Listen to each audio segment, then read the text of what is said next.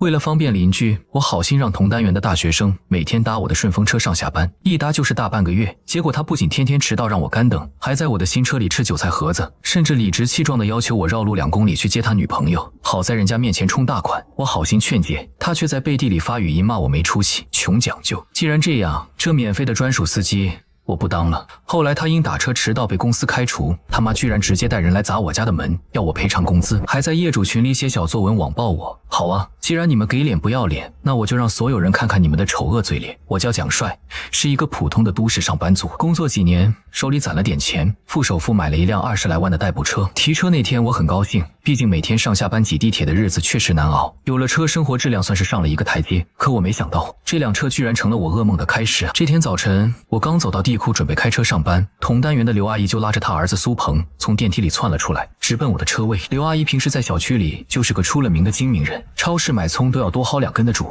她一把拉住我的车门，笑得脸上褶子都堆在了一起。哎呀，蒋帅呀，去上班呢，阿姨跟你商量个事儿呗。刘阿姨，怎么了？刘阿姨一把将身边1.8米却一脸没睡醒的苏鹏拽了过来。是这样，我们家鹏鹏啊，刚在你公司附近那个 CBD 找到了一份实习工作。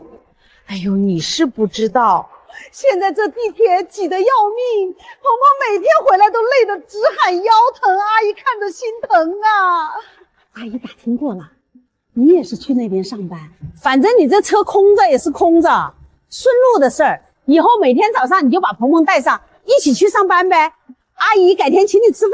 我愣了一下，其实带个人真就是顺脚一脚油门的事，但是每天绑定在一起，时间上肯定不自由。我正想婉拒，苏鹏却已经自顾自地拉开了副驾驶的门，一屁股坐了进去。谢谢蒋哥了啊，我先睡会儿，到了叫我。哎呀，蒋帅，你看鹏鹏都困成啥样了，都是同楼的邻居，你就帮阿姨这个忙，阿姨记你的好。话都说到这份上了，我再赶人下车就显得太不近人情了。我叹了口气，心想也就是多带个人的事，忍忍就算了。行吧，刘阿姨，那我每天早上7点40出发，让他提前在车库等我。好嘞好嘞，蒋帅你真是个好小伙子。那时候的我根本不知道，有些人的贪婪和无耻是没有底线的。前3天苏鹏表现得还算正常，每天早晨虽然踩着点来，上了车就睡觉，也不怎么多话。可到了第4天，一切都变了。那天早晨7点40，我坐在车里左等右等，就是没看到苏鹏的人影。等了5分钟，我给他发微信，他回了一句马上，穿鞋呢。结果这一等又是10分钟，直到将近8点，苏鹏才慢悠悠地从电梯间晃出来，手里还拎着一个塑料袋，远远的就能闻到一股刺鼻的韭菜味。他拉开车门坐进来，一句抱歉都没有，直接把那个油乎乎的塑料袋放在了我的中央扶手箱上。不好意思啊，蒋哥，昨晚打游戏睡晚了，赶紧走吧，我要迟到了。他一副理所当然的语气，仿佛我就是他花钱雇来的专车司机。我强忍着心里的不适，发动了车子。刚开出地库，他就把塑料袋打开了，里面是2个煎得焦黄的韭菜盒子，浓烈的韭菜味混杂着劣质食用油的味道，瞬间充满了整个封闭的车厢。我有些胃部翻腾，皱着眉头说：苏鹏，我这车里不通风，韭菜味道太大了，要不你到公司再吃。苏鹏咬了一大口韭菜盒子，嘴里含糊不清地说：哎呀，蒋哥，我这胃不好，不吃早饭低血糖，你把窗户开条缝不就行了吗？这车买来不就是用的吗？那么讲究干嘛？说话间，他嘴里一块油腻腻的煎饼渣直接掉在了我的真皮座椅上，紧接着他看都没看一眼，随意的用手抹了一把，结果那块油渍在座椅上晕染得更大了。我强压着怒火：苏鹏，这座椅是真皮的，油渗进去很难清理的。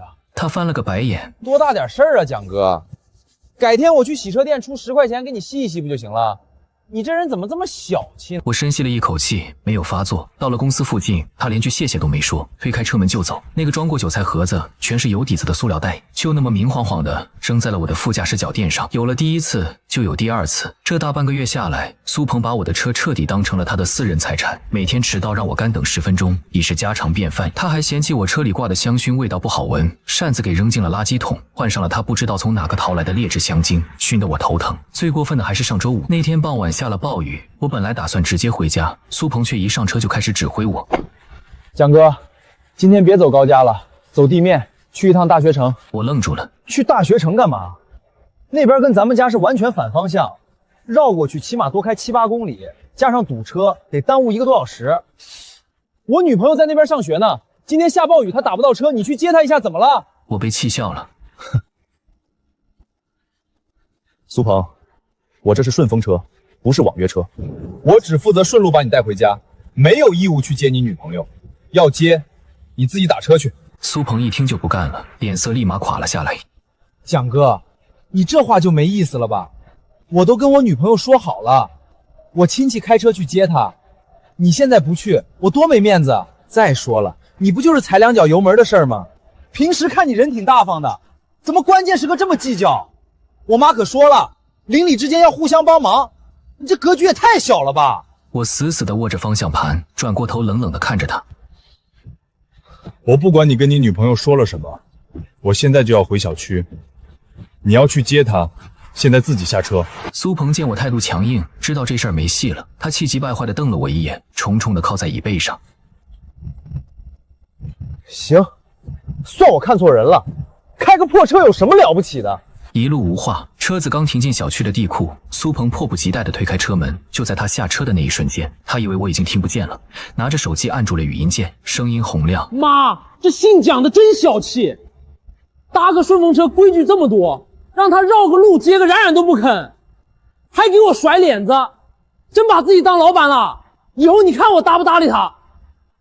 那条语音一字不落地飘进了我的耳朵里，我看着他毫无愧疚，甚至充满怨恨的背影，心里的那一丝仅存的邻里情面彻底烟消云散。升米恩，斗米仇，我拿自己的油钱、自己的时间和自己的新车养出了一个白眼狼。我不仅要忍受他的迟到、他的垃圾，还要迎合他的意愿。稍微有一点不顺着他，我就成了十恶不赦的罪人。凭什么？我越想越气，索性拿出手机，直接在微信上给苏鹏发一条信息：明天起，我每天早晨7点30分准时出车库。没过1分钟，苏鹏回复了：“不是蒋哥，怎么提前10分钟了？我起不来啊！”我没有再回复，直接锁了手机，起不来，那就别起了。这免费的司机我不伺候了。第二天一早，窗外淅淅沥沥下着小雨。按照昨晚定下的规矩，7点25分，我准时下楼坐进了车里。真皮座椅上似乎还残留着昨天那股劣质香精混杂着韭菜盒子的怪味。我皱了皱眉，把车窗降下了一条缝，点火，开空调，连上车再蓝牙。时间1分1秒的过去，7点28分，电梯口毫无动静。7点30分，仪表盘上的数字精准跳动。就在这时，放在中控台上的手机亮了，是苏鹏发来的一条10秒钟的语音。我点开，车厢里立刻响起了他那理直气壮，甚至带着点使唤的声音：“蒋哥，我突然肚子痛，正在蹲坑呢，你多等我10分钟啊。哦，对了，今天下雨有点闷，你把车里空调温度开低点。”听到这话，我气急反笑。都这个时候了，他没有任何对迟到的歉意，反而还把我当成他家的全职司机一样发号施令。如果是以前，我或许还真就叹口气，坐在车里干等他这10分钟了。毕竟大家抬头不见低头见，为了这点小事撕破脸似乎不太好看。但现在我只觉得这大半个月以来的迁就换来的却是一步步的得寸进尺。10分钟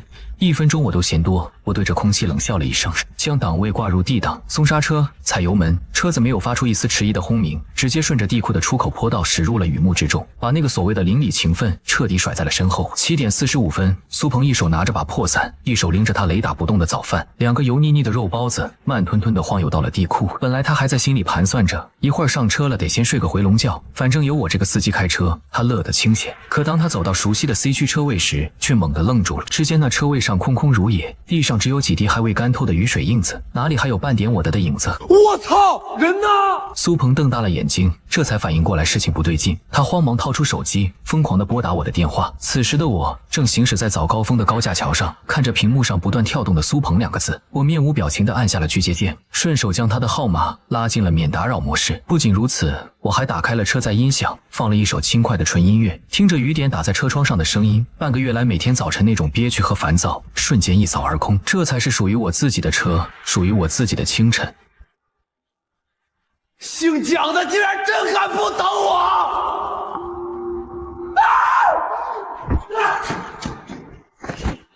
今天可不是平常的日子，今天是他们公司实习生转正的最终考核早会。主管昨天特意签订明万嘱咐，所有人必须提前15分钟到场，迟到直接按淘汰处理。苏鹏原本以为有我的专车接送，时间绰绰有余，这下倒好，他只能手忙脚乱地跑出小区去打车，偏偏遇上早高峰叠加下雨天，打车软件前面排了120多个人，路边过去的几辆出租车也全都亮着有客的红灯。眼看着时间1分1秒逼近8点半，苏鹏急得像热锅上的蚂蚁，最后只能咬着牙撑着那把漏风的破伞，冲向了2公里外的地铁站。等他好不容易挤上早高峰那犹如沙丁鱼罐头般的地铁，一路被挤得东倒西歪，又转了一趟公交车，最终狂奔到公司楼下时，已经9点10分了。他浑身湿透，裤腿上全是泥点子，头发黏糊糊的贴在额头上，手里还死死捏着那2个早就冷透、被挤得变形的肉包子。刚一推开会议室的门，整个部门10几个人的目光瞬间齐刷刷地集中在了他身上。部门主管站在投影仪前，脸色阴沉的仿佛能滴出水来。苏鹏，现在几点了？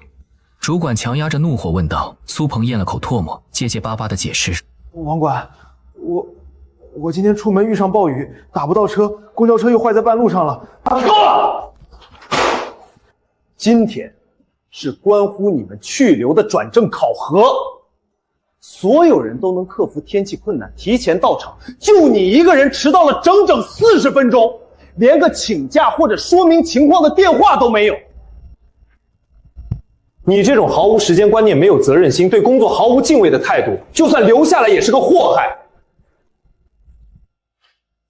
你不用考核了，去人事部把这大半个月的实习工资结一下，明天不用来了。主管的话就像一道晴天霹雳，直接把苏鹏劈傻在了原地。他怎么也没想到，自己心心念念，甚至用来在女朋友面前充面子的大公司实习，就因为今天早晨的一场迟到，彻底黄了。在众目睽睽之下被赶出会议室，苏鹏感到了一股前所未有的屈辱，但他丝毫没有觉得是自己每天赖床、毫无规矩的原因。相反，他把这一切的过错全都算在了我的头上。蒋帅，你给我等着！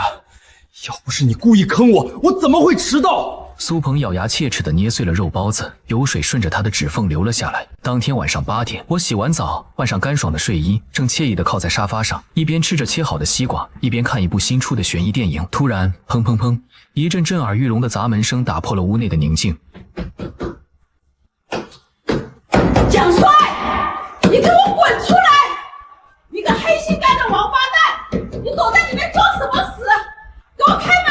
我挑了挑眉，放下手中的西瓜，慢条斯理地擦了擦手，走到玄关处，一把拉开了大门。刚一开门，刘阿姨那张因为极度愤怒而长得通红、青筋暴起的脸就怼到了我的面前。她甚至没有换鞋，直接踩着满是泥水的脚印就要往我家客厅里冲。我面色一冷，将她挡在门外。刘阿姨，大晚上的你发什么疯？要撒野回你自己家撒去。我发疯？到底是谁发疯？蒋帅，你今天早上为什么不到我家好好啊？你明明知道他今天有最重要的转正考核，你晚个5分钟能死吗？你是不是见不得我们家好，故意想毁了他的前途？刘阿姨，你搞清楚，我不是你们家的私人司机，我每天让他搭车是出于好心，不是我的义务。我想什么时候走就什么时候走，想带谁就带谁。他迟到被开除是他自己没本事，跟我有什么关系？你竟然说这种丧良心的话！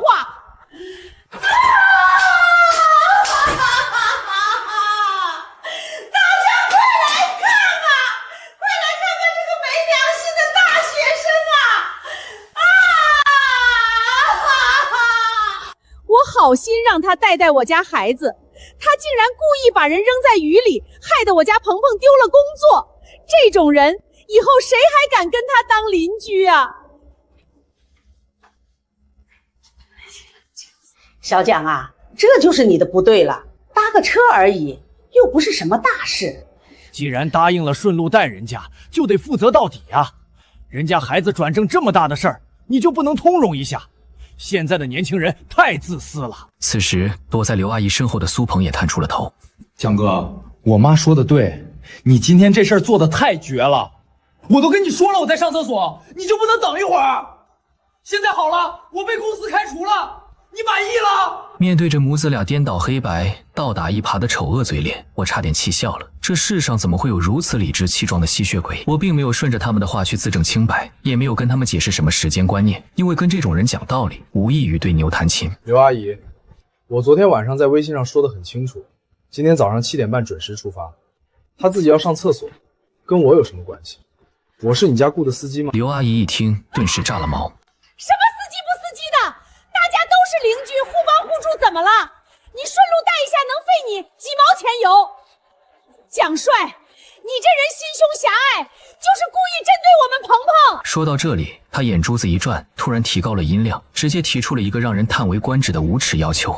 我告诉你，蒋帅，我们鹏鹏这份工作转正之后1个月可是有8000块的工资，五险一金全都有。现在因为你没等他，害他丢了这么好的饭碗，这笔账必须算在你的头上。刘阿姨双手叉腰，理直气壮的大吼：“你今天必须赔偿我们鹏鹏6个月的工资，也就是48000块钱。少1分，我今天就不走了。我天天坐你家门口哭，我让你在这小区里没法做人。”话音刚落，刘阿姨居然真的往地上一坐，扯开嗓子就开始干嚎起来。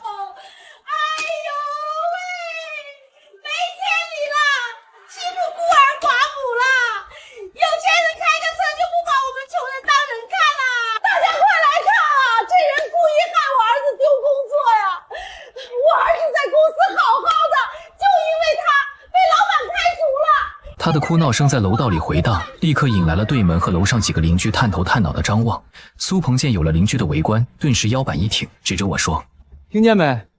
不赔钱，明天我就去你们公司拉横幅，去物业举报你，让你身败名裂。”看着这对母子将无赖二字演绎的淋漓尽致，我内心没有丝毫波动，甚至想笑。我微微俯下身，看着坐在地上撒泼的刘阿姨，又瞥了一眼色厉内荏的苏鹏，用一种极其轻蔑的语气开了口：“去报警，去拉横幅，随便你们。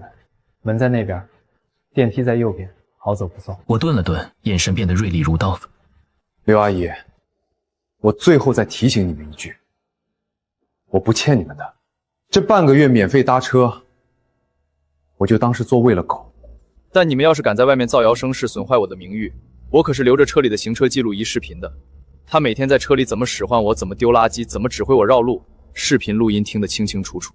到时候咱们法庭上见，看看到底是谁身败名裂。这句话一出，刘阿姨的干嚎声瞬间卡在了嗓子眼里，苏鹏的脸色也变了。我没再给他们任何说话的机会，砰的一下重重地关上了防盗门。门外那母子俩似乎被我强硬的态度和行车记录仪的警告给镇住了，半天没有动作，只有刘阿姨压低了声音，骂骂咧咧的脚步声逐渐远去。我转过身继续吃我的西瓜，但我知道以刘阿姨那种死要面子又极度自私的性格，这件事绝不可能就这么算了。现实中的恶人从来不会因为几句警告就幡然醒悟，他们只会变本加厉。不过无所谓，兵来将挡，既然撕破了脸，那我就好好陪他们玩玩。第二天是个难得的晴天，我像往常一样7点半准时下楼，开车去公司。路过小区中心花园的时候，我远远的就看到刘阿姨正拉着几个平时爱聚在一起家长里短的大妈，唾沫横飞的比划着什么。看到我的车开过来，刘阿姨故意拔高了嗓门，指桑骂槐的喊着：“哎呦，现在这世道啊，有些人就是有2个臭钱，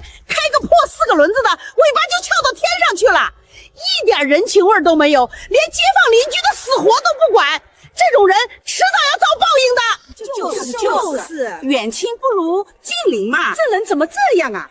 我冷笑一声，连车窗都没降下来，直接一脚油门将他们的非议甩在了排气管后面。对付这种人，你越是停下来跟他争论，他就越来劲。最好的办法就是在他自以为站上道德制高点的时候，直接把梯子抽掉，让他摔个粉身碎骨。到了公司，我刚泡好一杯咖啡，坐下准备看报表，放在桌面上的手机就疯狂地震动起来，嗡嗡嗡，提示音连绵不绝，简直像是个催命符。我拿过手机一看，是我们小区那个500人的大业主群。平时这个群里除了物业发停水停电通知，就是大家拼多多砍一刀，很少有这么密集的发言。我点开群聊，入眼的第一条就是刘阿姨发的一篇足足有上千字的小作文。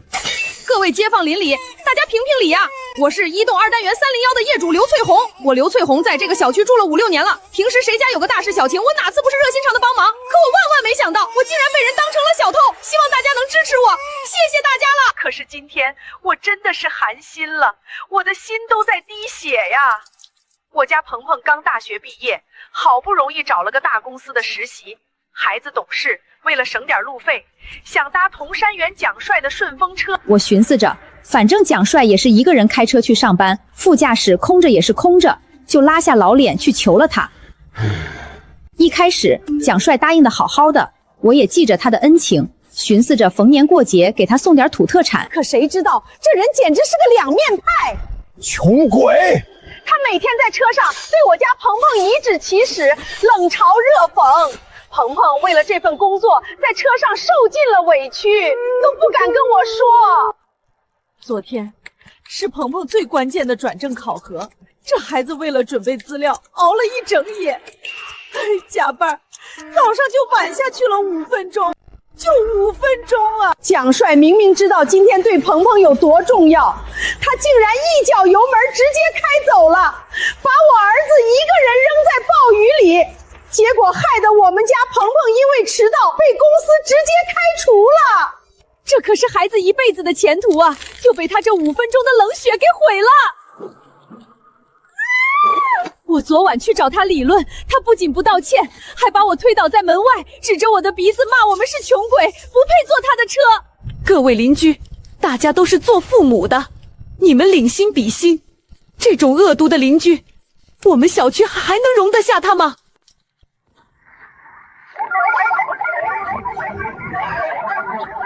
这篇颠倒黑白、避重就轻的小作文一发出来，整个群瞬间炸锅了。刘阿姨深谙舆论战的精髓，把自己塑造成了一个含辛茹苦的单亲母亲，把苏鹏塑造成了一个努力奋斗却备受欺凌的穷学生，而我则成了一个为富不仁、尖酸刻薄、故意毁人前途的恶霸。群里那些不明真相的业主，尤其是几个平时闲得发慌、喜欢审判别人的大公知，立刻像闻到了血腥味的鲨鱼一样围了上来。伪君子啊，人模狗样的，一肚子男盗女娼，我就没见过这么歹毒的人。蒋帅啊，你这就不对了，做人不能太自私啊！大家都在为和谐小区努力，你却在这搞破坏，太不应该了。一时间，群里的消息刷屏般滚动，全是对我的口诛笔伐。刘阿姨见状，更是在群里发了一个痛哭流涕的语音：谢谢大家为我们娘俩主持公道，我也不是图她什么钱，我就是要她一句道歉，还我家鹏鹏一个公道。蒋哥，怎么了？脸色这么难看？没事儿，家里进了几只苍蝇，正嗡嗡叫呢，马上就拍死。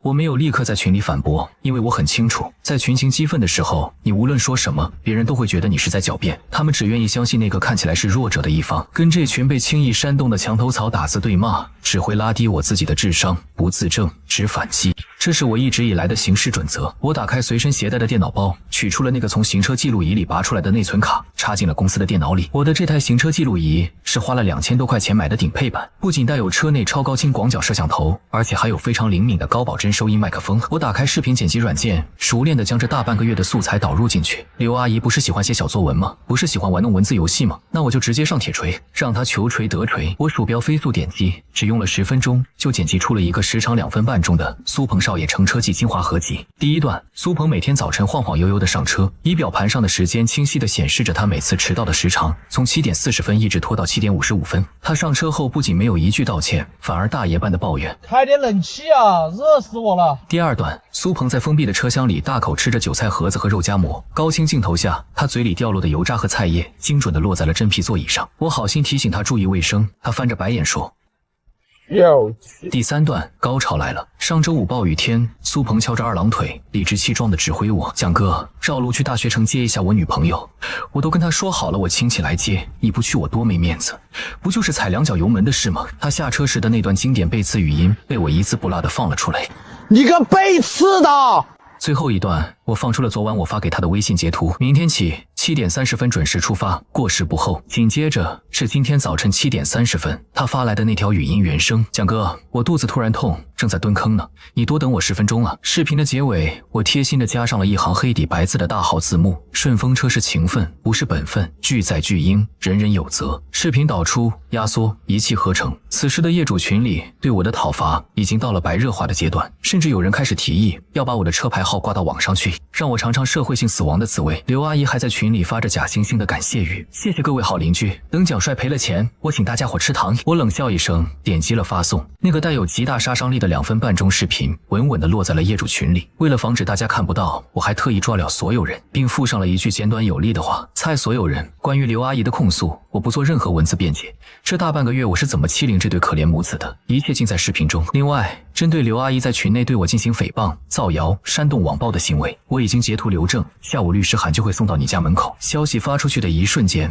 原本像菜市场一样喧闹的500人大群突然陷入了死一般的寂静，屏幕上一条新消息都没有，只有那个视频的预览框静静地躺在那里，仿佛一枚即将引爆的核弹。1分钟、2分钟、3分钟过去了，我知道这是大家都在点开视频观看的时间。3分钟后，核弹爆了，群里的风向在一瞬间发生了360度的大逆转。原本那些仗义直言、义愤填膺的邻居们，在看完视频后，仿佛被集体打了一个响亮的耳光。随后，这股被愚弄的羞恼，全部化作了对刘阿姨母子的怒火。舞动302简章大妈。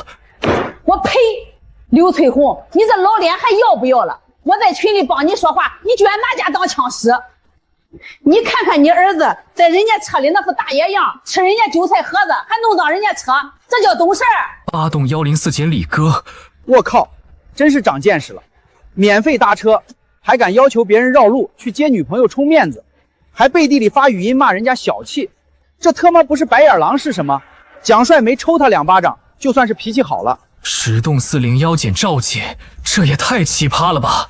人家昨晚都说了7点30准时走，自己要拉屎起不来，还怪别人不等他，巨婴吗？这是活该被开除。大公司要是招了这种人，那才是倒了8辈子血霉。看着群里连猪炮一般的声讨，我端起咖啡，惬意地喝了一口。这就叫反噬。你用谎言煽动起来的愤怒，在真相面前，只会10倍100倍地砸回到你自己的头上。刘阿姨此时显然已经乱了阵脚，她大概怎么也没想到，我这车里居然不仅有监控，连收音都这么清晰。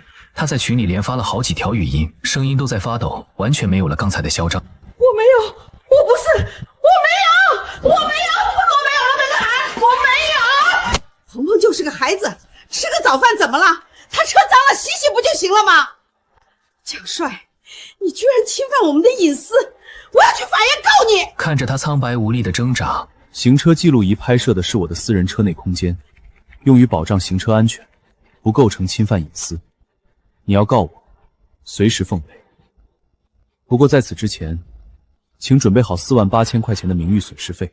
发完这条消息，我直接将微信静音，把手机扔到了一边，继续投入到工作中。我知道从这一刻起，刘阿姨和苏鹏在这个小区里算是彻底社会性死亡了。他们以后出门都要顶着白嫖怪、巨婴和白眼狼的标签，接受全小区人鄙夷的目光。这就是越界者的下场。不过我却是低估了刘阿姨这种人的厚脸程度。经历了那场微信群视频曝光后，刘阿姨和苏鹏母子俩在小区里算是彻底出了大名。以前刘阿姨最喜欢在楼下的小广场和人拉家常，现在只要她一出现，原本聊得火热的大妈们立刻作鸟兽散，甚至还有人会故意大声嘀咕一句：哟，白眼狼出门了。大家把手里的吃的捂紧点。按理说事情闹到这个地步，只要是个有羞耻心的人，哪怕不登门道歉，至少也该夹起尾巴低调做人。但刘阿姨偏不，在她那极其扭曲的价值观里，面子大过天。她坚信自己没有错，错的全是我这个冷血无情、不懂街坊情谊的坏人。为了向全小区证明，离了你蒋帅那辆破车，我们家鹏鹏照样风生水起。他做出了一个堪称搬起石头砸自己脚的决定。事情发生在那次风波的5天后，苏鹏虽然被上一家公司开除了，但毕竟是刚毕业的大学生，没过几天又幸运地收到了另一家同级别大公司的面试通知，而且这次面试的岗位甚至比之前的实习生待遇还要好一点。刘阿姨觉得她扬眉吐气的机会终于来了。那天早晨，我正提着2袋垃圾下楼，刚走到单元门口，哎呦喂，鹏鹏啊，你可得好好整理整理这身新西装。今天这可是去500强企业面试，可千万不能马虎。苏鹏依然是那副没睡醒的死样子，不耐烦地拨开他妈的手。再想想。行了行了，知道了。车呢？怎么还没来？马上就到，马上就到。妈可是花了大价钱给你专门包了一辆专车，人家司机可是专业的，不仅每天按时按点，而且服务态度极好。不像某些人啊，开个破20万的代步车，就真把自己当大老板了，规矩比皇帝还多。他这话显然是故意说给我听的。我把垃圾顺手扔进分类桶，甚至连一个余光都没给他们，径直走向我的车位。就在这时，伴随着一阵刺耳的刹车声和发动机的轰鸣，一辆灰头土脸、连保险杠都掉了1半漆的破旧银色面包车，歪歪扭扭地停在了单元门前。车窗摇下来，露出一张满是横肉、胡子拉碴的脸。去 CBD 的是吧？赶紧上车！磨蹭什么呢？我还得赶着去下一个路口拉人呢。这就刘阿姨口中的高端专车，我忍不住嗤笑了一声。这不就是常年在城乡结合部违规拉客、没有任何营运资质的黑车吗？原来刘阿姨为了面子，确实是去包了车，但她骨子里的贪小便宜，又让她舍不得花正规网约车的钱。于是她每天花20块钱，找了这么一个天天在附近拉私货的黑车大叔。妈，你怎么给我找了这么个破车？这车里还有一股死老鼠的味儿。我穿的这么干净去面试，坐这车过去不全毁了吗？哎呀，你将就将就，人家老李可是打包票，一定准时送你到的。你赶紧去，别耽误了正事。等面试过了，妈天天给你打正规专车。苏鹏百般不情愿地钻进了那辆弥漫着汽油味和汗酸味的面包车。随着哐当一声极其生硬的关门声，黑车大叔一脚油门，排气管喷出一股黑烟，扬长而去。我坐在自己整洁舒适的车里，听着舒缓的车载音乐，看着他们远去的背影，心里只有冷笑。恶人自有恶人磨。苏鹏在我的车里敢当大爷，那是因为我讲文明顾脸面。等他遇上真正不讲理的社会人，他就知道什么叫规矩了。果然，这辆黑车并没有让苏鹏享受到专车的待遇。上车没多久，苏鹏就因为受不了车里的烟味，习惯性的拿出了以前指使我的那套做派。师傅，你能不能把烟掐了？我这西装是新买的，沾上烟味一会儿怎么去面试？还有，你这空调怎么不制冷啊？赶紧开点，我都出汗了。黑车司机老李斜着眼睛从后视镜里瞥了他一眼，猛地吸了一口烟。小兄弟，你给的是20块钱的拼车价，不是200块的包车价。嫌有烟味，你下去打车啊！空调坏了，热就自己摇窗户。老子车就是这条件，爱坐坐，不坐滚蛋。老李嗓门比苏鹏大得多，粗犷的脸上满是凶悍。苏鹏平时在家里被刘阿姨惯坏了，在我这儿蹭车也嚣张惯了，哪里见过这种阵仗？被老李这么一吼，他吓得脖子一缩，半个屁股悬在座椅上，硬是一句话都没敢再反驳，只能默默地忍受着二手烟的熏烤。更让他崩溃的还在后面。老李既然是跑黑车的，自然不可能只拉他一个。为了多挣钱，老李一路上走走停停，硬是在7座的面包车里塞进了8个人，甚至有个人直接坐在了苏鹏的大腿旁边。车里拥挤不堪，汗味、劣质香水味混杂在一起。苏鹏精心准备的面试西装不仅被挤出了无数道褶皱，还沾上了旁边大妈手里的韭菜包子味。这一刻，不知道他有没有回想起那个曾经每天安安静静停在地库等他，宽敞明亮，空调适宜，却被他弃如敝履的顺风车。时间1分1秒的过去，原本宽裕的面试时间，因为老李一路疯狂绕路拼客，变得越来越紧张。更要命的是，天空渐渐阴沉下来，随后下起了瓢泼大雨。早高峰的城市道路瞬间变成了巨大的停车场。李哥，求求你想想办法啊！吹什么吹？没长眼睛看前面堵着吗？老子会飞啊！为了赶时间多拉2趟，老李仗着自己开的是破车不怕蹭，开始在雨中的车流里疯狂穿插。在一个红绿灯路口，老李为了抢一个黄灯，猛地一把方向盘切入了旁边的直行道。就在这千钧一发之际，砰咔嚓一声金属刮擦声骤然响起，车身剧烈地摇晃了一下，苏鹏的脑袋狠狠地磕在了前面的车座靠背上，眼冒金星，车停了。老李的面包车直直地蹭在了一辆崭新的黑色宝马 SUV 的侧门上，宝马车的车门被划出了一道深深的凹痕，车漆翻卷。完了，这是苏鹏脑海里闪过的第一个念头。宝马车的车门猛地被推开，一个光头壮汉怒气冲冲地撑着伞冲了下来，一把拉开面包车的车门，指着老李的鼻子破口大骂：“你瞎，成线变道！老子昨天刚提的新车，你今天就给我刮了！下车，赔钱！你吼什么吼？明明是你起步太慢，挡了老子的道！报警啊！等交警来定责！”车里的乘客一看出了事故，纷纷大喊着倒霉，推开车门就跑，连车费都没给。苏鹏见状，也急急忙忙地提起公文包准备溜走，毕竟他距离面试地点只剩下不到1公里了，跑过去说不定还能赶上。可他的一只脚刚踏出车门，就被眼尖的老李一把揪住了西装后领。你想往哪儿跑？车费还没给呢！我妈给你钱了，我妈给你钱了！放屁！你妈就给了20块钱的定金，说到了再给尾款。今天这车出了事，你们这些乘客谁也别想跑，都得给我留下来作证！我要回家，我要回家！苏鹏彻底崩溃了，他急得快哭出来了，拼命地跟老李解释自己有面试，求对方放过他，甚至掏出手机想现场转账。可老李根本不听，死活拉着他不撒手。宝马车主也堵在前面，非要等交警来处理。周围的车辆堵成了长龙，刺耳的喇叭声此起彼伏。就在这无比混乱、苏鹏狼狈到极点的时候，一辆干净流畅的白色轿车顺着旁边的疏导车道缓缓地滑行了过来。车窗没有关严，透出一丝凉爽的空调冷气和极其舒缓高级的纯音乐。正被老李拽着领子在雨中瑟瑟发抖的苏鹏下意识地转过头，四目相对。我坐在驾驶位上，一只手随意地搭在方向盘上，眼神平静得像一汪深潭。苏鹏的眼神中充满了一种极其复杂的求救信号，似乎希望我能像以前那样把车停下，让他上车。但他忘了，我们之间已经没有任何情分可言了。我既没有减速，也没有按喇叭嘲笑他，甚至连脸上的表情都没有丝毫变化。然后伸出手指轻轻按下了车窗升降键，车窗缓缓升起，将外界的嘈杂大雨和苏鹏那绝望的脸彻底隔绝在外。车子平稳地驶过事故现场，朝着前方宽阔的高架桥驶去，只留给苏鹏一个遥不可及的车尾灯。在那一刻，极致的爽感从我的脚底直冲天灵盖。真正的报复，从来不是下车跟他们对骂，也不是落井下石的踩上两脚，而是用最从容的姿态，看着他们因为自己的愚蠢和恶劣跌入泥潭，自食其果。结局毫无悬念。那天因为交警处理事故，定责以及老李的胡搅蛮缠，苏鹏被困在路边整整2个小时。等他好不容易赶到那家公司时，由于迟到太久且形象极其糟糕，面试官甚至没有让他坐下，就直接以不尊重面试场合为由请他离开了。苏鹏失去了最后的机会，而刘阿姨呢？得知儿子面试泡汤，刘阿姨气疯了，她跑去找那个黑车老李要赔偿，结果被老李带着几个道上的兄弟堵在小区门口骂得狗血淋头，不仅1分钱没要回来，还倒赔了老李所谓的误工费。刘阿姨坐在小区门口撒泼打滚，却再也没有一个人愿意上去拉她一把。邻居们只是像看戏一样指指点点，嘲笑她活该啊，贪小便宜吃大亏。这对母子终于用自己的傲慢和无知，将自己的人生做成了全小区的笑话。至于我换了一款更好闻的车载香薰，每天早晨听着音乐准时上下班，副驾驶空空荡荡，但我的心情却比任何时候都要轻松愉快，因为我明白了一个道理：放下助人情节，尊重他人命运。对付巨婴和吸血鬼最好的办法就是绝不惯着。搭车请付费，规矩我来定。